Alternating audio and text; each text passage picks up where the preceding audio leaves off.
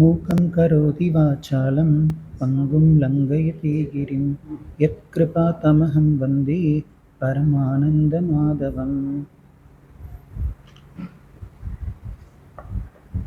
அனைவருக்கும் நமஸ்காரம். நீண்ட நாட்களுக்கு பிறகு நம்முடைய சுவாமிஜி இந்த பகவத்கீதை சத் சங்கத்தை நமக்காக ஏற்பாடு செய்து கொடுத்திருக்கிறார். இதில் சுவாமிஜி எனக்கு கொடுத்திருக்கக்கூடிய தலைப்பு ஆத்மாவை குறித்து வருந்துவது என்பது நியாயம் இல்லாதது அப்படிங்கிற தலைப்பு கொடுத்து அதில் 2வது அத்தியாயத்தில் சில ஸ்லோகங்கள் கொடுத்துருக்காரு. நம்ம 2வது அத்தியாயத்தில் வரக்கூடிய 25வது ஸ்லோகங்கள்லேருந்து 30வது ஸ்லோகம் வரைக்கும் பார்க்க போகிறோம். இது இடையில் இருக்கக்கூடிய ஸ்லோகம் அப்படிங்கிறதுனால இதுக்கு முன்னாடி முதல் அத்தியாயம், அப்புறம் 2வது அத்தியாயத்தினுடைய துவக்கம், இதெல்லாம் என்ன விஷயங்கள் சொல்லப்பட்டிருக்கு அப்படிங்கிறது நமக்கு சுருக்கமாக தெரியணும். அப்போ தான் இது நமக்கு புரிய வரும். அதனால் சுருக்கமாக நம்ம அதை நினைவு கூர்ந்துட்டு அதுக்கப்புறமா இந்த ஸ்லோகங்களை குறித்து நம்ம பார்க்கலாம். முதலாவது அத்தியாயம் அர்ஜுன விஷாத யோகம் அப்படிங்கிறது உங்கள் எல்லாருக்கும் தெரியும். விஷாதம் அப்படிங்கிறது சோகம் அப்படின்னு அர்த்தம். அர்ஜுனன் வருத்தப்பட்டது குறித்து அதில் வர்ணிக்கப்படுது. பெரும்பாலும் நிறைய பேர் என்ன நினைக்கிறாங்க அப்படின்னா, இந்த முதலாவது அத்தியாயம் அப்படிங்கிறது யார் யார் எந்தெந்த படையில் இருந்தாங்க, அப்புறம் என்ன சங்க ஊதுனாங்க, இது மாதிரி விஷயங்கள் தான் இருக்கும், அதில் பெருசாக ஒன்றும் இல்லை அப்படிங்கிற மாதிரி நினைக்கிறாங்க. ஆனால் கிடையாது. முதல் அத்தியாயம் மிக மிக முக்கியமான அத்தியாயம். ஏன்னா அதில் தான் அர்ஜுனன் என்ன கண்டிஷனில் இருந்தான் அப்படிங்கிறது சொல்லப்படுது. ஏன் அதை நம்ம தெரிஞ்சுக்கணும் அப்படின்னா, கீதை படிக்கணும் அப்படின்னு சொல்கிறோம். எத்தனையோ பேர் படிக்கிறாங்க. ஆனால் படிக்கிறவங்க எல்லாம் அந்த கீதைக்கு அதிகாரியாக இருக்காங்களா அப்படிங்கிறத நம்ம பார்க்க வேண்டியது இருக்குது. எப்போ கீதை எனக்கு ரெலவெண்ட்டாக இருக்கும். இப்போ நம்ம இது பகவான் அர்ஜுனனுக்கு சொன்னார், அர்ஜுனருக்கு சொன்னாரா, ஓகே இப்படி சொல்கிறது கிடையாது. இப்படி நம்ம எடுத்துக்கக்கூடாது. கீதை நமக்கு ரெலவெண்ட்டாக இருக்கணும். எப்போ நமக்கு ரெலவெண்ட்டாக இருக்கும்னா, அர்ஜுனனுடைய மனநிலை எப்படி இருந்ததோ அந்த மனநிலையில் தான் நானும் இருக்கிறேன் அப்படிங்கிறத புரிஞ்சுக்கும் போது தான் கீதை எனக்கு ரெலவெண்ட்டாக இருக்கும். அதனால் அர்ஜுனன் என்ன மாதிரியான மனநிலையில் இருந்தான் இப்படி கேட்டால், வெளிப்படையாக பார்க்கும்போது அர்ஜுனன் போர்க்களத்தில் இருந்தான். நான் போர்க்களத்தில் இல்லையே இப்படியெல்லாம் தோணும். நம்ம அந்த வெளிப்புற சூழ்நிலையை சொல்லலை, அந்த உள்ள மனம் எப்படி இருந்தது, எப்படிப்பட்ட மனநிலையில் இருந்தான் அப்படிங்கிறத நம்ம பார்க்கணும் அப்படின்னு சொல்கிறோம். அப்போ அர்ஜுனனுடைய மனநிலை எப்படி இருந்தது அப்படின்னு பார்க்கும்போது நம்ம பார்க்குறோம். மகாபாரதம் பஞ்சமோ வேதக அப்படின்னு சொல்லப்படுது. அப்படின்னா என்ன அர்த்தம்? 5வது வேதம். எதுக்காக இந்த சிறப்பு அப்படின்னா, இந்த பகவத்கீதை இருக்கிறதுனால இந்த சிறப்பு. இந்த பகவத்கீதையிலையும் நம்ம பார்த்தோம் அப்படின்னா, பகவான் உவாச்ச அப்படின்னு சொல்லி எத்தனை இடத்துல வருது. நம்ம 4 பேர் பேசுறத பார்க்குறோம். திருதராஷ்டிர உவாச்ச, அதுக்கப்புறம் சஞ்சய உவாச்ச, அர்ஜுன உவாச்ச, ஸ்ரீ பகவான் உவாச்ச பார்க்குறோம். இப்படி இருந்தே இதுக்கு பஞ்சமோ வேதக அப்படிங்கிற ஒரு பேர் வருதுன்னா, பகவத்கீதையினுடைய மகத்துவம் எப்படிப்பட்டது அப்படிங்கிறத நம்ம புரிஞ்சுக்கணும். இப்போ இதில் நம்ம அடுத்தவங்களுக்கு அட்வைஸ் பண்ணுறப்போ நம்ம எக்ஸ்பர்ட்டாக இருப்போம். ஆனால் நமக்கு அதே சூழ்நிலை, இந்த தலைவலியும் காய்ச்சலும் அவனுக்கு வந்தால் தான் தெரியும்னு சொல்லுவாங்க இல்லையா, அந்த மாதிரி அவனுக்கு வரும்போது தான் அதனுடைய வலி வேதனை என்ன அப்படிங்கிறது புரியும். இப்போ இதே கண்டிஷன் தான் அர்ஜுனனுக்கும். என்ன அப்படின்னா, போர் துவங்கிறது கொஞ்ச நேரத்துக்கு முன்னாடி தர்மனுக்கு அர்ஜுனனுக்கு ஏற்பட்ட அதே மாதிரியான, அந்த யுதிஷ்டனுக்கு அதே மாதிரியான ஒரு மனநிலையானது ஏற்படுது. நம்ம செய்கிறது தர்மமா அப்படின்னு சொல்லி அவர் யோசிக்கிறார். இப்போ அந்த இடத்துல நீங்கள் என்ன இப்படி கேட்குறீங்க அப்படின்னு சொல்லி அங்கே உபதேச மழையாக பொழிகிறார் அர்ஜுனன். ஆனால் கிருஷ்ணரை கிருஷ்ணர் தேரோட்டி. இப்போ கிருஷ்ணர் யார் என்ன ஏதுங்கிறது கூட தெரியாமல் கிருஷ்ணர்கிட்ட ஆர்டர் போடுறார், தேரை கொண்டு போய் அங்கே நிப்பாட்டு அப்படின்னு சொல்லி ஆர்டர் போடுறார். யார்? அர்ஜுனன். அவர் என்ன பண்ணிடுறாரு, கரெக்டாக இவங்க 2 பேர், யார்? பீஷ்மர் அப்புறம் துரோணர், இவங்க 2 பேரையும் ஃபோக்கஸ் பண்ணுற மாதிரி நிப்பாட்டிடுறாரு. இப்போ இதை பார்த்ததுமே அர்ஜுனனுடைய மனநிலையில் ஒரு தடுமாற்றம். இந்த தடுமாற்றம் வர்றதுக்காக வேண்டிதான் பகவான் அப்படி பண்ணாரா இல்லை என்னன்னு தெரியல. அங்கே போய் நிற்க வச்சது, அதை பார்த்த உடனே இவருக்கு அப்படியே மனநிலையில் ஒரு தடுமாற்றத்தை நம்ம பார்க்குறோம். இதுவே எதிரிகளை பார்த்துருந்தா, இது துரியோதனன் இந்த மாதிரி யாரையாச்சும் பார்த்துருந்தா பெருசாக தெரிஞ்சிருக்காது. ஆனால் இவங்க 2 பேரையும் பார்த்ததுமே அங்கே அர்ஜுனனுடைய மனநிலை எப்படி மாறுது அப்படின்னா, இந்த முதல் அத்தியாயத்தினுடைய சாராம்சம் 3 வார்த்தைகளில் சொல்லலாம். ராகம், மோகம், சோகம். இதுதான் முதல் அத்தியாயத்தினுடைய சாராம்சம். ராகம், மோகம், சோகம், 3 விஷயங்கள். இப்போ இது என்ன அப்படின்னு சொல்லி பார்த்தோம்னா, இந்த ராகம்ங்கிறது என்ன அப்படின்னா, நீங்கள் இது ஆல்ரெடி சுவாமிஜி சொல்லி கேட்டிருக்கீங்களா என்னன்னு தெரியல. ராகம் அப்படிங்கிறது அன்பு தான் ராகம். நம்ம ஆசை அப்படின்னு சொல்லி சொல்கிறோம், அன்பு தான் ராகம். எப்படி அன்பு ராகம் ஆகுது அப்படின்னா, பிரம்மம் ஜகத்தா இருக்குல்ல, அது மாதிரி அன்புங்கிற உணர்வு இது நம்ம எல்லாருமே அனுபவிச்சிருப்போம் இல்லையா? யாருக்குமே எனக்கு அன்புனா என்னன்னே தெரியாதுன்னு சொல்ல முடியாது. எல்லாருக்குமே அன்புங்கிறது இருக்கு. இந்த அன்பு என்ன ஆகுது அப்படின்னா, ஒரு பொருள் மேல அந்த அன்பை நம்ம கொண்டு போய் டிரான்ஸ்ஃபர் பண்ணும்போது பற்றாக மாறுது. ஒரு மனிதர் மேல வைக்கும்போது அதே பற்று நம்ம பாசம் அப்படின்னு சொல்லி சொல்றோம். இப்போ இந்த பற்று, பாசம் இதெல்லாம் வந்து எந்த விஷயத்தின் மீது, எந்த பொருளின் மீது இருக்கின்றதோ அந்த பொருளுக்கு ஒரு ஆபத்துன்னு வச்சுக்கலாம். அந்த ஆபத்து எப்படிப்பட்டவரால் வருகிறது? அது வந்து என்னை விட பலகீனமானவர் மூலமாக அந்த நான் எந்த பொருள் மீது பற்று வைத்திருக்கிறேனோ அந்த பொருளுக்கு ஆபத்து வருகிறது அப்படின்னா, அவங்க வந்து என்னை விட பலகீனமானவங்க தானே. அதனால அவங்க மேல எனக்கு கோபம்ங்கிறது வரும். அப்ப அன்பு கோபமா மாறுது. அன்பு பற்றா மாதிரி பற்று கோபமா வருது. அதே பொருளை என்னை விட பலம் பொருந்திய ஒருத்தர் அவர் வந்து நான் அடையிறத தடுக்கிறார் அப்படின்னா அவங்க மேல எனக்கு பயம்ங்கிறது வரும். அப்போ கோபமும் சரி பயமும் சரி ரெண்டுமே வந்து இந்த அன்பு பெத்து போட்ட பிள்ளைங்க. அன்புங்கிற பேர்ல ஒரு யாராச்சும் இருந்தீங்கன்னா தப்பா நினைச்சுக்காதீங்க. சரி, இப்போ யாரோ ஒருத்தங்க மூலமா வந்துச்சுன்னா ஆபத்து வந்தது அப்படின்னா நம்ம வந்து கோபம் அப்புறம் பயம் இது வரும்னு சொன்னோம் இல்லையா? நம்ம கிட்ட இருந்தே அப்படி வந்துச்சுன்னா என்ன ஆகும்? அதுதான் மோகம் அப்படின்னு சொல்றோம். நம்ம ஆசைப்பட்ட பொருளை அடையிறதுக்கு நம்ம முயற்சி செய்கிறோம். அந்த பொருளை அடையிறதுக்கு என்ன தடையோ அந்த தடை எங்கிட்ட இருந்தே வருது அப்படின்னா நான் என்னுடைய புத்தியானது மோகவயப்பட்டு விடும். அப்படி மோகவயப்படும் போது என்ன நடக்கும் அப்படின்னா, எதெல்லாம் சரியோ அதெல்லாம் தப்பா பண்ணுவோம், எதெல்லாம் சரியோ அதை தப்புன்னு சொல்லுவோம், தப்ப சரின்னு சொல்லுவோம். இன்னைக்கு உலகத்துல எல்லாருமே நம்மளும் அந்த மாதிரி தான் இருந்திருக்கோம். இன்னைக்கு வந்து லஞ்சம் கொடுக்கறது, பொய் சொல்றது அப்படிங்கிறதெல்லாம் வந்து இந்த காலத்துல வந்து இப்படியெல்லாம் வந்து பொய் சொல்லாமல வாழவே முடியாது அப்படின்னு சொல்லி என்ன யாரும் பண்ணாத தப்பா நம்ம பண்ணிட்டோம். எத்தனை பேர் எப்படியெல்லாம் இருக்காங்க. நான் சாதாரண ஒரு 50 ரூபா லஞ்சம் கொடுத்து இதுல என்ன இருக்கு, போலீஸ் கிட்ட மாட்டிட்டோம் அப்படின்னா ஒரு 500 ரூபா கொடுத்தா அப்படியே வந்துடலாம், நைஸா எஸ்கேப் ஆகி வந்துடலாம். அப்ப 500 ரூபா இது என்ன, அவன் 500 கோடி 1000 கோடின்னு சொல்லியெல்லாம் அடிக்கிறான். உலகத்துல எல்லாரும் என்ன நேர்மையாவா இருக்காங்க? இப்படி எல்லாம் வந்து நம்ம பேச ஆரம்பிக்கிறோம் இல்லையா? இது வந்து புத்தி மோகவயப்பட்டிருக்கு. மோகவயப்பட்டிருக்குங்கிறதே தெரியாம இருக்கும் நிறைய பேருக்கு. அப்போ நம்ம கிட்ட இருக்கக்கூடிய அந்த ராங் அண்டர்ஸ்டாண்டிங், இந்த காலத்துல வந்து உண்மையை சொன்னா பழைக்க முடியாது, நேர்மைக்கு இந்த காலத்துல வந்து எந்த ஒரு அர்த்தமும் கிடையாது, இந்த மாதிரி சொல்றதெல்லாம் வந்து புத்தி மோகவயப்பட்டதன் விளைவு. இப்போ இதே மோகமானது யாருக்கு வந்திருக்கு அப்படின்னா அர்ஜுனனுக்கு வந்திருக்கு. இப்போ அதன் விளைவாக அர்ஜுனன் வந்து என்னென்னலாம் சொல்றான் அப்படின்னா, இந்த போர்க்களத்துல நம்ம போர் புரியறது அப்படிங்கிறது தர்மம் கிடையாது அப்படின்னு சொல்லி தர்ம உபதேசம் பண்றான். இப்போ 3 விஷயங்கள் பார்த்தோம் இல்லையா? ராகம், மோகம், அப்புறம் சோகம். இப்ப இவங்க 2 பேர் மேல, துரோணர் அப்புறம் பீஷ்மர், இவங்க 2 பேர் மேல இருக்கக்கூடிய அந்த பற்றுனால என்ன ஆகுது அப்படின்னா மோகம்ங்கிறது புத்தியில ஏற்பட்டுருச்சு. ஏன்னா அழிய போறது தெரிஞ்சிருச்சு. அப்புறம் எப்படியே நியாயப்படுத்தணும் இல்லையா? அவங்கள கொல்லக்கூடாது, அவங்க செத்துறக்கூடாது, அதுதான் இவனுக்கு வேணும். அப்ப அதுக்கு வந்து என்னென்ன நியாயப்படுத்தணுமோ எல்லாம் நியாயப்படுத்தி ஆகணும். ஒருவேளை அதையும் மீறி நடந்தா ஒரு பயம் வரும் இல்லையா, ஒரு சோகம் வரும் இல்லையா? அந்த சோகமும் வந்திருக்கு. அப்ப இந்த 3 விஷயங்களால அர்ஜுனனான பாதிக்கப்பட்டிருக்கிறான். இதுதான் வந்து முதல் அத்தியாயத்துல நம்ம பார்க்கிறோம். இப்ப நம்மளும் வந்து இது மாதிரி பாதிக்கப்பட்டிருக்கோம் அப்படிங்கிறத புரிஞ்சுக்கணும். மோகவயப்பட்டிருக்கோம், மோகவயப்பட்டு அதன் காரணமாக சோகமாகவும் இருக்கும். உள்ளத்துல ராகம் அப்படிங்கிறது வந்துச்சுன்னா மனம் புத்தி அப்படின்னு சொல்லி சொல்றோம். இந்த புத்திக்கு மோகம் வந்துடும், மனதுக்கு சோகம் வந்துடும். இதுதான் விஷயம். இப்ப 2வது அத்தியாயம். இந்த 2வது அத்தியாயத்துல வந்து ஆரம்பத்துல நம்ம பார்க்க வேண்டிய முக்கியமான விஷயம், நம்ம பார்க்கக்கூடிய முக்கியமான விஷயம் என்ன அப்படின்னா அர்ஜுனனுடைய மன மாற்றம். ஆரம்பத்துல வந்து கிருஷ்ணரை வந்து ஒரு ஏதோ வேலைக்காரங்க மாதிரி இதை போய் அங்க நிப்பாட்டு அப்படின்னு சொல்லி சொல்றாரு. ஆனா அதுக்கப்புறம் அர்ஜுனனுடைய மனநிலையில வந்து ஒரு மாற்றமானது ஏற்படுகிறது.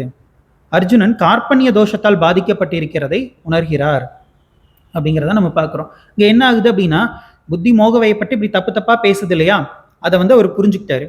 இப்படி புரிஞ்சுக்கிறது வந்து அவ்வளோ சாதாரணம் கிடையாது. நம்ம இப்பதான் புரிஞ்சு வச்சிருக்கோம். அனந்த கோடி பிறவிகளா பிறந்து பிறந்து இப்பதான் நம்ம புரிஞ்சுக்கிட்டு இங்க சுவாமிஜி கிட்ட வந்திருக்கோம். அர்ஜுனனுக்கு அப்பவே புரிஞ்சிருச்சு. அப்ப எனக்கு எது தர்மம் எது அதர்மம்ங்கிறதே எனக்கு தெரியல, நீ எனக்கு சொல்லிக் கொடு அப்படின்னு சொல்லி அந்த இடத்துல வந்து கிருஷ்ணர் கிட்ட சரணடைகிறார். அப்பதான் சிஷ்யனாக ஆகிறார்.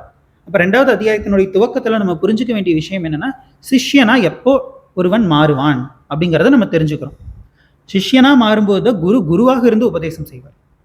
இப்போ குருவனுடைய உபதேசம், இந்த இடத்துல யார் குரு? கிருஷ்ணர். இப்போ கிருஷ்ணர் வந்து தன்னுடைய உபதேசத்தை ஆரம்பிக்கிறார். அப்படி ஆரம்பிக்கும் போது முதலாவதாக அவர் சொல்லக்கூடிய விஷயம் என்ன அப்படின்னா, வருத்தப்படுவதற்கு அருகதை இல்லாத விஷயங்களுக்காக நீ வருத்தப்படுகிறாய் அப்படிங்கிறத அவர் சொல்லக்கூடிய முதல் விஷயம். சாரம், நம்ம வந்து பொதுவா வருத்தப்படுறதுக்கு கவலைப்படுறதுக்குன்னு சொல்லி சில விஷயங்கள் வந்து இருக்கு அப்படின்னு சொல்லி புரிஞ்சு வச்சிருக்கோம். இப்போ உதாரணத்துக்கு ஒருத்தங்க வந்து இறந்துட்டாங்க அப்படின்னு வச்சுக்கலாம்.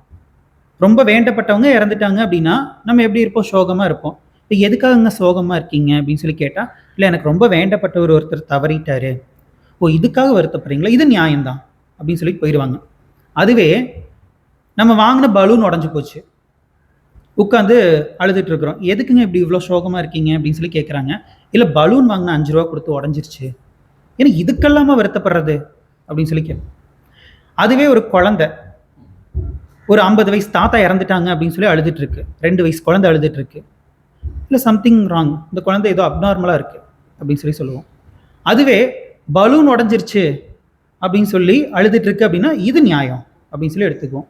அப்போ ஒரே விஷயம், இவங்க தான் இந்த விஷயத்துக்கு வருத்தப்படணும், இன்னார் இன்ன விஷயத்துக்கு வருத்தப்படக்கூடாது அப்படின்னு சொல்லி நம்ம வந்து டிசைட் பண்ணி வச்சிருக்கோம்.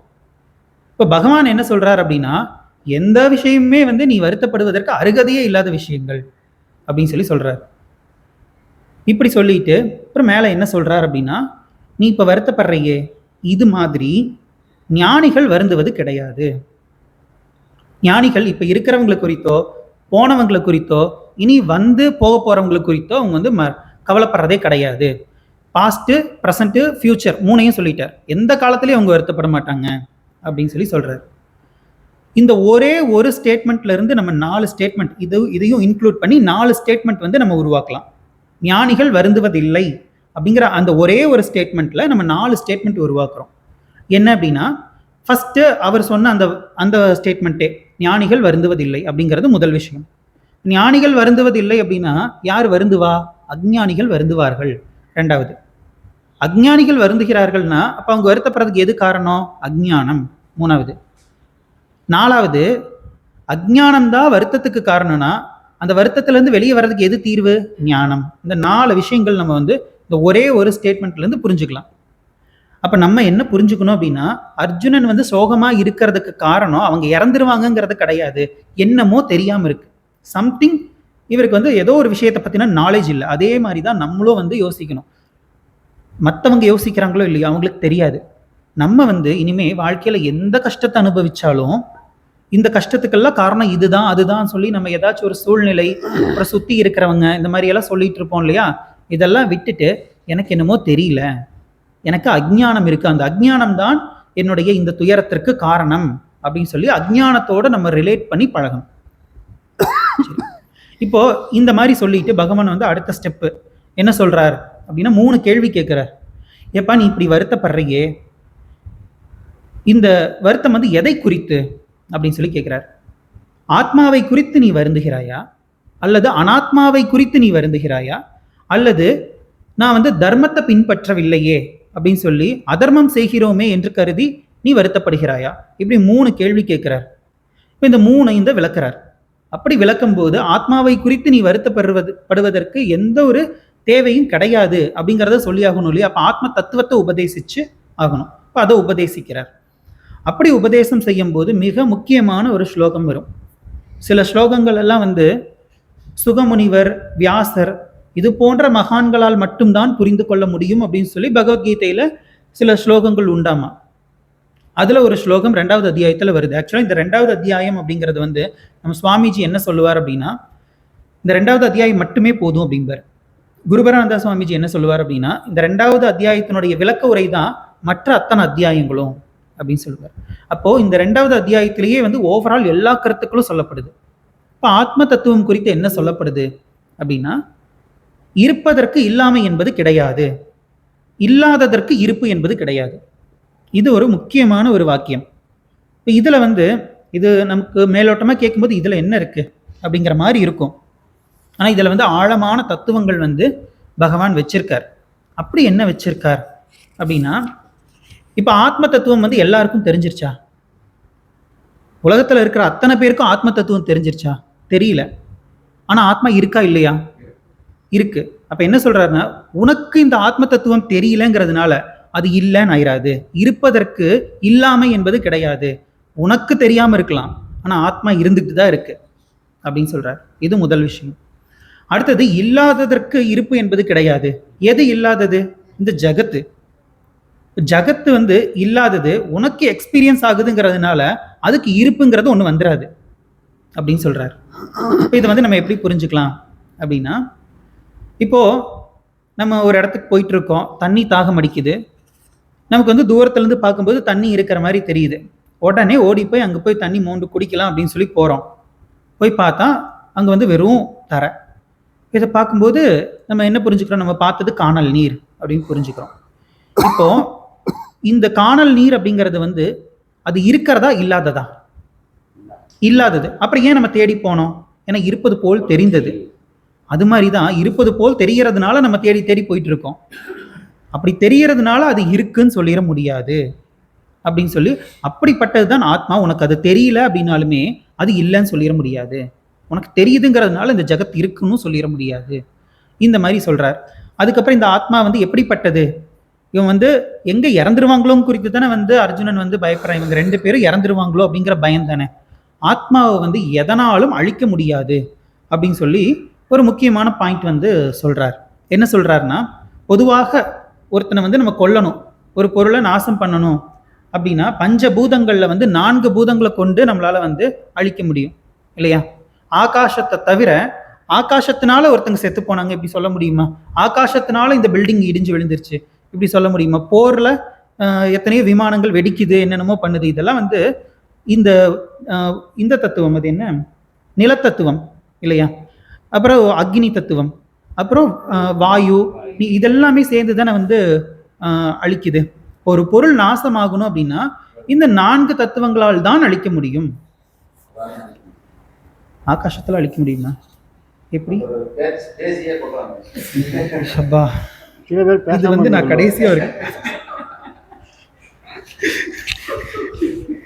இப்போ இந்த காலத்து யார சொல்றீங்கன்னு எனக்கு புரியுமா? இத கொஞ்சம் கட் பண்ணிருங்க. இல்ல, இங்க எடிட் பண்ணிருங்க.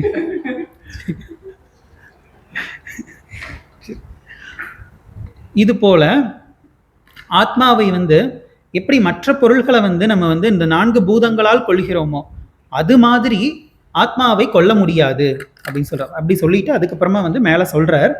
என்ன சொல்றார் அப்படின்னா, இப்பதான் 25வது ஸ்லோகம். இந்த 24ல தான் வந்து ஆத்மா வெட்டுப்பட முடியாதவன், எரிக்கப்பட முடியாதவன், நனைக்கப்பட முடியாதவன், மேலும் சந்தேகமின்றி உலர்த்தப்பட முடியாதவன்.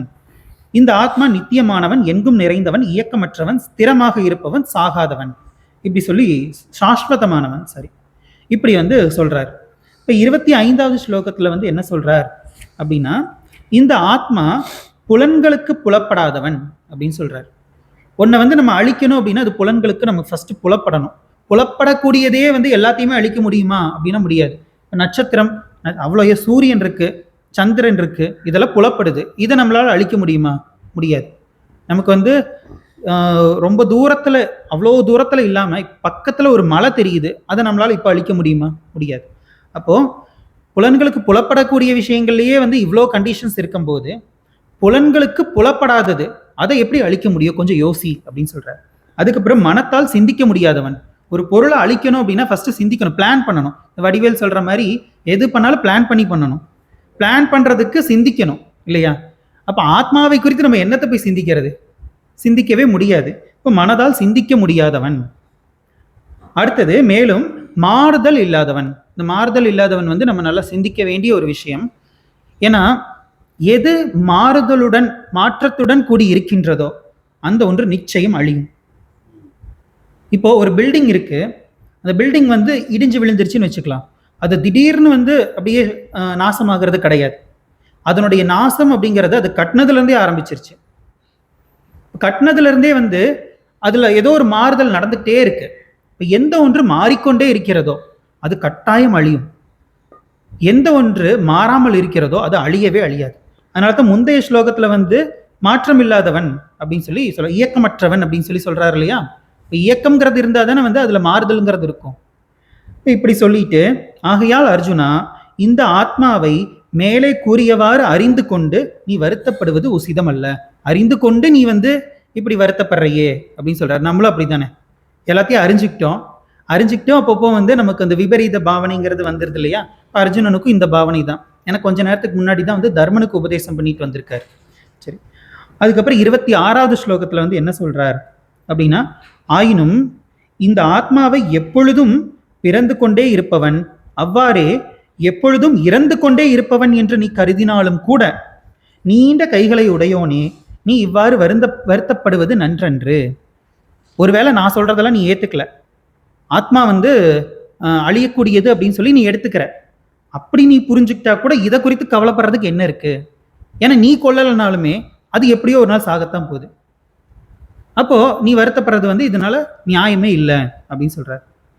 அதுக்கப்புறம் இப்ப இப்படி சொல்லும் போது அர்ஜுனன் வந்து சொல்லலாம் இல்லையா, நான் வந்து ஆத்மாவை குறித்தெல்லாம் கவலைப்படல, இவங்க அனாத்மா தானே, அனாத்மா போயிடக்கூடாதுங்கிற கவலை எனக்கு இருக்கலாம்ல. நீங்க ஆத்மாவை குறித்து தானே கவலைப்படக்கூடாதுன்னு சொன்னீங்க, நான் வந்து அனாத்மாவை குறித்து கவலைப்பட்டு போறேனே, இப்படி வந்து அர்ஜுனன் கேட்கலாம் இல்லையா. அதுக்கு அர்ஜுனன் வந்து அதுக்கு வந்து கிருஷ்ணர் வந்து ஒரு வேட்டு வைக்கிறார். என்ன சொல்றார் அப்படின்னா, பிறந்தவனுக்கு இறப்பு நிச்சயமானது, இறந்தவனுக்கும் பிறப்பு நிச்சயம். ஆகவே தவிர்ப்பதற்கான உபாயமே இல்லாத இந்த விஷயத்தில் நீ துயரப்படுவது தக்கதன்று அப்படின்னு சொல்றார். எந்த ஒன்று கட்டாயம் நடந்தே தீருமோ அந்த விஷயத்துல கவலைப்படுறதுனால என்ன நடக்க போகுது? எப்படினாலுமே வந்து அவங்க அழிய போறாங்க, அந்த அனாத்மாங்கிறது நாசம் அடைய போகுது. இதை குறித்து கவலைப்படுறதுல வந்து என்ன இருக்கு? இதை வந்து நம்ம எப்படி புரிஞ்சுக்கலாம் அப்படின்னா, நமக்கு வந்து கவலைகள் எப்பயுமே 2 விதம். அதுல ஒரு விதமான கவலை வந்து நமக்கு பிரச்சனையே கிடையாது, இன்னொரு விதமான கவலை இருக்கு, அதுதான் மிகப்பெரிய பிரச்சனை, அதுதான் சம்சாரம். எப்படின்னா, இப்ப நமக்கு ஏதோ ஒரு பிரச்சனை, அந்த பிரச்சனைங்கிறது ஒரு பிரச்சனை, அது ஃபர்ஸ்ட். ரெண்டாவது என்ன அப்படின்னா, இந்த பிரச்சனை எனக்கு வந்துருச்சேங்கிற பிரச்சனை, இந்த கவலை தான் வந்து ரொம்ப அதிகம். இப்போ இத ஒரு ஒரு குழந்தை இருக்கு, அந்த குழந்தை வந்து உடம்பு சரியில்லை, ஊசி வைக்கிறதுக்காக போறோம். ஊசி வைக்கிறது வந்து ஒரு ஒரு 10 செகண்ட்ல முடிஞ்சிருமா ஊசி? ஆனா அந்த 10 செகண்டுக்காக 10 மணி நேரமா அந்த குழந்தை அழுதுட்டு இருக்கும். ஆனா ஊசி வைக்கிற டைம்ல அந்த குழந்தை வந்து கொஞ்ச நேரம் தான் அழுகும், அதுக்கப்புறம் அது முடிஞ்சது, அவ்வளவுதான். அந்த மாதிரி எனக்கு இந்த கவலை வந்துருச்சே, எனக்கு இந்த பிரச்சனை வந்துருச்சே அப்படின்னு சொல்லி நம்ம கவலைப்படுறோம் இல்லையா. இதுதான் வந்து நம்ம படக்கூடிய அந்த வேதனைகள்ல மிக அதிகமான வேதனை. அப்போ மாற்றவே முடியாத விஷயங்கள் அப்படின்னு சொல்லி ஒன்று இருந்தது அப்படின்னா அதை குறித்து கவலைப்படுறதுல என்ன இருக்கு? இப்போ நமக்கு வந்து மாறக்கூடிய விஷயமாவே இருந்துட்டு போட்டோம். இப்போ நமக்கு ஒரு துயரம், ஏதாவது ஒரு விஷயத்தை குறித்து நமக்கு ஒரு துயரம், இப்போ உங்களுக்கு ஒரு பிரச்சனைன்னு வச்சுக்கோங்க. இப்போ நான் வந்து கவலைப்படுறேன், ஐயோ உங்களுக்கு இப்படி ஒரு பிரச்சனை இருக்கா அப்படின்னு சொல்லி கவலைப்படுறேன். இப்படி நான் கவலைப்பட்டா உங்களுடைய பிரச்சனை கொஞ்சம் குறையும் அப்படின்னா நான் கவலைப்படுறதுல நியாயம் இருக்கு. கவலைப்பட்டாலும் அது அப்படியே தான் இருக்க போகுது, கவலைப்படாட்டியும் அப்படியே தான் இருக்க போகுது. அப்போ இதுல கொஞ்சமாச்சும் லாஜிக் இருக்கா? கொஞ்சம் யோசிச்சு பாருங்க, கவலைப்படுறதுல ஏதாச்சும் லாஜிக் இருக்கா? அப்போ பகவான் வந்து எவ்வளோ அழகா சொல்றாருன்னு பார்க்கணும். லாஜிக்கே இல்லாம சில பேர் இப்படிதான், லாஜிக்கே இருக்காது அவங்க பேசுறதுல. எனக்கு தெரிஞ்ச ஒருத்தங்க வந்து வண்டியில போயிட்டு இருக்காங்க, கிளம்புறாங்க. அப்போ அவங்க ஒய்ஃப் வந்து, எங்க வெயில் அடிக்குது மெதுவா போங்க அப்படி. இதுக்கும் என்னையா சம்மந்தம் எனக்கு புரியல. வெயில் அடிக்கிறதுக்கும் மெதுவா போறதுக்கு என்ன சம்மந்தம்? இந்த தர்க்கம் பண்றவங்க, இந்த நியாயவாதிகள் சொல்றாங்களே, இவங்களே ஒரு செகண்ட் வந்து ஷாக் ஆகிடுவாங்க, இதை வந்து எந்த தர்க்கத்துக்குள்ள கொண்டு வர்றதுன்னு சொல்லி. அந்த என்ன எனக்கே டஃப் கொடுக்குற. ஆனா இந்த விஷயத்தை எப்படி வந்து அவங்க ஆராய்ச்சி செய்யாம விட்டாங்கிறது தெரியல. கவலைப்படுறதுனால ஒண்ணுமே நடக்க போறது கிடையாது, அப்ப எதுக்கு கவலைப்படணும் அந்த மாதிரி கேட்கிறார். அப்ப வந்து தவிர்க்கவே முடியாது, இது நடந்தே தீரும் அப்படிங்கிற மாதிரியான விஷயத்த ஃபர்ஸ்ட் வந்து நம்ம ஏத்துக்கணும். அக்செப்டன்ஸ் அப்படிங்கிறது இருக்கணும், ஏன்னா வேற வழி இல்லை, ஏத்துக்கிறத தவிர வேற வழி இல்லை. அப்புறம் ரெண்டாவது சகிச்சுக்கணும், அது தாங்க முடியலையா சகிச்சுக்கிட்டு தான் ஆகணும். பல்ல கடிச்சிட்டு சகிச்சுக்கிறது அது நம்ம கையில தான் இருக்கு, பல்ல கடிச்சு சகிச்சுக்கிறதுனால ஒரு யூஸும் கிடையாது, அதுக்கு இப்படியே சகிச்சுட்டு போயிடலாம். அப்போ இந்த 2 விஷயங்கள் வந்து பகவான் வந்து சொல்றாரு. இப்படி சொல்லிட்டு அதுக்கப்புறம் என்ன சொல்றார் அப்படின்னா, அர்ஜுனா, எல்லா உயிரினங்களும் பிறப்பதற்கு முன் தென்படாதனவாக இருந்தன, மேலும் இறப்பதற்கு பின்னும் தென்படாமலே போகக்கூடியன, நடுவில் மட்டும் தென்படுகின்றன, பிறகு இந்நிலையில் நீ ஏன் வருத்தப்பட வேண்டும் அப்படின்னு சொல்லி கேட்கிறாரு. இந்த ஜகத்து, இந்த மித்யா அப்படின்னு சொல்லி நம்ம சொல்றோம் இல்லையா, அதை வந்து இந்த ஸ்லோகத்துல வந்து சொல்றாரு. நீ எதை குறித்து வருத்தப்படுறியோ அது அனித்தியமானது, அது நடுவுல மட்டும் இருந்துட்டு போறது. கௌடபாதர் வந்து இதுக்கு மேல ஹைலைட்டா இன்னொரு விஷயம் சொல்லுவார், நடுவுல கூட அது இல்லை அப்படிங்கிறார். நம்ம என்ன சொல்றோம், மித்தியாங்கிறது பார்க்கும்போது மட்டும் இருக்கு அப்படின்னு சொல்றோம். கௌடபாதர் அதை பார்க்கும்போது கூட இல்லை அப்படின்பார். அவர் அதுக்கும் மேல பேசுவார். சரி, இப்படி சொல்லிட்டு அதுக்கப்புறம் என்ன சொல்றாருன்னா, இதை புரிஞ்சுக்கிறது எந்த அளவுக்கு கஷ்டம் அப்படிங்கறத சொல்றார். யாரோ ஒரு மகா புருஷன் தான் இந்த ஆத்மாவை ஆச்சரியமாக பார்க்கிறான். ஏன்னா இதுக்கு முன்னாடி நம்மளும் வந்து ஆத்மா ஆத்மான்னு சொல்லி பேசியிருப்போம். என்னுடைய ஆத்மா இப்படியெல்லாம் நம்ம சொல்லியிருப்போம். ஆனா ஆத்மாவை பத்தி இப்படி நம்ம வந்து நம்ம சுவாமிஜி எடுக்கும்போது தான் நமக்கு ஆச்சரியமா இருந்தது. இந்த ஆத்மா தான் பிரம்மமா, அயம் ஆத்மா பிரம்ம அப்படின்னு சொல்லும்போது இது பிரம்மமா அப்படின்னு சொல்லி நமக்கு அப்பதானே தெரியுது. சுவாமிஜி வந்து அடிக்கடி ஒரு விஷயம் சொல்லுவார். என்னன்னா, நான் ஆத்மாங்கிறது கண்டுபிடிக்கிறது ஒரு விஷயமே கிடையாதுங்க. அந்த ஆத்மா எப்படிப்பட்டது அப்படிங்கிறத அறியணும். அந்த ஆத்மா பிரம்மங்கிறத அறியணும், அதுதான் விஷயம் அப்படிம்பார். அப்போ நிறைய பேர் சொல்லுவாங்க, இந்த ஜீவாத்மா தான் ஆத்மா அப்படின்னு சொல்லி சொல்லுவாங்க. நான் ஜீவாத்மாங்கிறத அறியணும், இதை அறியறதுல என்ன இருக்கு? அப்போ உண்மையான ஆத்ம தத்துவம் என்ன அப்படிங்கிறத புரிஞ்சுக்கும் போது நமக்கே ஆச்சரியமா இருக்கா இல்லையா? அது பகவான் சொல்றார். இப்போ பகவான் காலத்திலேயே இந்த மாதிரி ஆச்சரியப்படுறவங்க இருந்திருக்காங்க. மேலும் அவ்வாறே வேறு ஒரு மகாபுருஷன் தான் இந்த தத்துவத்தை ஆச்சரியமாக வர்ணிக்கிறான். நம்ம சுவாமிஜி மாதிரி எல்லாராலையும் கிளாஸ் எடுக்க முடியுதா? சில பேர் வந்து நல்லா புரிஞ்சு வச்சிருப்பாங்க, ஆனா அவங்களால வந்து சொல்ல முடியாது. ரமண மகரிஷி வந்து அந்த அளவுக்கு நமக்கு வந்து வகுப்பெடுத்தெல்லாம் கொடுக்கல. ஆனா வந்து அவர் எழுதின புத்தகங்களே வந்து பயங்கரமா இருக்கு. அவர் கொடுத்ததே போதுங்கிற அளவுக்கு அதைவே வந்து நம்ம மீமாம்சம் பண்ணலாம், அந்த அளவுக்கு இருக்கு. சில மகா புருஷர்கள், நம்ம குருபரானந்த சுவாமிஜி, தயானந்த சுவாமிஜி, நம்ம சுவாமிஜி மாதிரி எத்தனையோ சுவாமிஜி வந்து நமக்கு வந்து தொடர் வகுப்புகள் எடுத்து கொடுத்துட்டு இருக்காங்க. ஸோ அந்த மாதிரி இந்த யாரோ ஒரு மகா புருஷன் தான் இந்த தத்துவத்தை ஆச்சரியமாக வர்ணிக்கிறான் அப்படின்னு சொல்லி சொல்றாரு. மற்றும் வேறொரு தகுதி பெற்றவன் தான் ஆத்மாவை ஆச்சரியமாக கேட்கிறான். சொல்றவங்க கூட ஓகேவாமா, வேறொரு தகுதி பெற்றவன் ஆச்சரியமா கேட்கிறான். இதை கேட்கற எத்தனை பேர் இருப்பாங்க? நம்ம பார்க்குறோம். ஆதிசங்கரர் கூட எத்தனை பேர் உட்காந்துருக்காங்க? 4 பேர். தயானந்த சுவாமிஜி பிரம்மசூத்திரம் படிக்கும்போது 4 பேர் தான் அவரோட சேர்ந்து. எல்லா காலத்திலும் இந்த 4ங்கிறது விடாத இருக்குது. தட்சிணாமூர்த்திக்கு 4 பேர். பரவாயில்ல, நமக்கு வந்து இங்க நம்ம சுவாமிஜி எடுக்கும்போது கொஞ்சம் 4:40 ஆயிடுச்சுன்னு நினைக்கிறேன். சரி, இப்போ இந்த மாதிரி யாராவது ஒருத்தங்க தான் வந்து இதை ஆச்சரியமா கேட்குறாங்களாமா. அதுக்கப்புறம் என்ன சொல்றாருன்னா, மேலும் இதுல வந்து நம்மளை பத்தி சொல்றாரு. என்னன்னா, யாராவது ஒருவன் அப்படி கேட்டாலும் ஆத்மாவை அறிய மாட்டான் அப்படின்னு சொல்லி கடைசியா சொல்றாரு. இந்த அளவுக்கு கேட்டும் கூட, ஆச்சரியமா கேட்டும் கூட, அப்ப என்ன அப்படின்னா, இது புரிஞ்சுக்கிறதுக்கு வந்து அவ்வளவு கஷ்டமான ஒரு விஷயம். இது வந்து ஒரு விதத்துல வந்து மிக மிக கஷ்டம், அதே சமயம் மிக மிக சுலபம். இப்படியும் வந்து நம்ம வந்து கேட்டிருப்போம் நம்ம சுவாமிஜியோடைய போதனைகள்ல. ஏன் அப்படின்னா, பெரிய பெரிய ஆச்சாரியார்களுடைய வாழ்க்கையிலேயே நம்ம பார்க்குறோம் இந்த விபரீத பாவனை அப்படிங்கிறது என்னெல்லாம் பண்ணும் அப்படின்னு சொல்லி.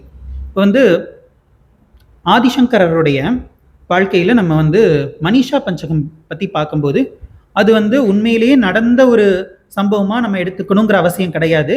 அது வந்து நம்ம சில விஷயங்கள் புரிஞ்சுக்கணுங்கிறதுக்காக சொல்லப்பட்ட விஷயங்களை நம்ம எடுத்துக்கலாம். ஏன்னா சங்கரரே வந்து அப்படி விபரீத பாவனையில இருக்கிற, அதாவது சங்கரர் அளவுக்கு போனாலுமே விபரீத பாவனை வர்றதுக்கு வாய்ப்பு இருக்குன்னு சொல்றதுக்கு தான் அந்த விஷயம். கண்டிப்பா சங்கரர் வந்து அந்த மாதிரி இருந்திருக்க மாட்டார். சரி, என்ன ஆகுது? அது உங்க எல்லாருக்கும் தெரிஞ்சிருக்கும் அந்த சம்பவம். என்ன ஆகுது? அவர் வந்து குளிச்சுட்டு வரும்போது கச்ச கச்ச விலகிப்போ அப்படின்னு சொல்லி சொல்றார். அப்படி விலகிப்போன்னு சொல்லும்போது அந்த சண்டாளர் அவர் வந்து கேட்கிறார், எதை விலகிப்போ சொல்ற? நீ வந்து அனாத்மாவை விலகி போக சொல்றியா, ஆத்மாவை விலகி போக சொல்றியா? இப்போ பகவான் வந்து 3 கேள்வி கேட்டார் இல்லையா? ஆத்மாவை குறித்து கவலைப்படுகிறாயா, அனாத்மாவை குறித்து கவலைப்படுகிறாயா, அல்லது அதர்மம் செய்கிறோமே என்று குறித்து கவலைப்படுகிறாயா? அந்த மாதிரி ஆத்மாவை குறித்து நீ ஆத்மாவை வந்து விலகிப்போன்னு சொல்றியா, அனாத்மாவை விலகிப்போன்னு சொல்றியா அப்படின்னு சொல்லி ஆத்ம தத்துவம் அனாத்ம தத்துவம் எல்லாத்தையுமே விளக்குறார். இப்படி விளக்கும் போது ஐயோ சுவாமி அப்படின்னு சொல்லி அப்படியே காலில் விழுகிறார். நிறைய பேர் வந்து என்ன நினைக்கிறாங்க அப்படின்னா, அது சிவபெருமான், சண்டாளர் வந்து சிவபெருமான் அப்படின்னு நினைக்கிறாங்க. ஆனா அவர் சண்டாளராகவே இருக்கிறது தான் வந்து ஆதிசங்கரருக்கு சிறப்பு. ஏன்னா சிவபெருமான் நம்ம முன்னாடி வந்து ஆத்ம தத்துவத்தை போதிச்சா நம்மளும் தான் காலில் விழுவோம். இது ஏன்னா சங்கரர் வந்து தான் விழுகணும்னு ஏதாவது இருக்கா? வந்து சண்டாளர் வந்து இந்த ஆத்ம ஞானத்தோட இருக்கும்போது அவர் யாரா இருந்தாலும் பரவாயில்ல, நான் காலில் விழுவேன் அப்படிங்கிறத சங்கரரை உயர்த்துது. அப்போ அவர் சண்டாள பகவானே நம்ம எடுத்துக்கலாம். பகவான் ஸ்ரீ சண்டாளர் அப்படின்னு சொல்லி அந்த சண்டாளரை வந்து நம்ம வழிபடுவோம். சரி, அந்த மாதிரி இந்த விபரீத பாவனை அப்படிங்கிறது வந்து யாருக்கு வேணாலும் வரும். எப்பேற்பட்ட மகான்களுக்கு வேணாலும், அவ்வளோ படிச்சிருப்பாங்க, பெரிய பெரிய ஞானிகள் நம்ம வந்து பார்த்து. நானும் வந்து சமீபத்தில் ஒரு மகான் அவருடைய ஸ்பீச் வந்து ஒரு ஒரு ஒரு ஆசிரமத்தில் நடக்குது. அப்போ வந்து அந்த இடத்துல வந்து இந்த வார்த்தை சொல்லியிருக்க கூடாது அப்படிங்கிற மாதிரி யோசித்தேன். அது நம்ம என்ன எதுன்னு இப்போ அதை பற்றி நம்ம விரிவாக பார்க்க வேண்டாம். ஸோ இந்த மாதிரி பெரிய பெரிய மகான்களுக்கு கூட விபரீத பாவனை வர்றதுக்கு வாய்ப்பு இருக்குது அப்படின்னு சொல்லி சொல்லப்படுது. இப்போ அந்த ஞானத்தில் நிலைத்தல் அப்படிங்கிறது வந்து மிக முக்கியம் அப்படிங்கிறது இந்த ஸ்லோகம் மூலமாக நமக்கு வந்து வலியுறுத்துறார். அதுக்கப்புறம் என்ன சொல்றாரு 30வது ஸ்லோகம். இதுல அர்ஜுனா, இந்த ஆத்மா எல்லாருடைய உடலிலும் எப்பொழுதும் கொல்லப்பட முடியாதவன். ஆகவே எல்லா உயிரினங்களுக்காகவும் நீ வருந்துவது தகுந்ததன்று.